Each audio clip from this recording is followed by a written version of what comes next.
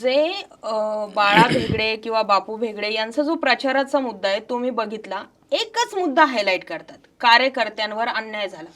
For example, जर अन्याय झाला म्हणजे यांचे पोकलेन, जेसीबी, डंपर यांना कामं दिली नाही म्हणून कार्यकर्त्यांवर अन्याय झाला का? कारण आम्ही ग्राउंडवर फिरतोय. आम्ही ज्यावेळेस लोक जरी ऑन कॅमेरा बोलत नसले तरी खासगीत बोलतात, अहो मॅडम यांचं कार्यकर्त्यांचं काम झालं म्हणजे नाही झालं म्हणतात ते, याचा अर्थ त्यांचे पोकलेन, जेसीबी जे आहेत त्याला कामं भेटली नाही. हा कार्यकर्त्यांवरचा अन्याय आहे का मावळमध्ये? अजिबात नाही. भारतीय जनता पक्षाचे जे प्रमुख पदाधिकारी आहेत त्यांच्या घरातल्या सुद्धा कुटुंबातल्या युवकांना मी रोजगार दिलेला आहे. त्यांना देखील कॉन्ट्रॅक्ट कसे देता येईल त्याचा मी प्रयत्न केलेला आहे.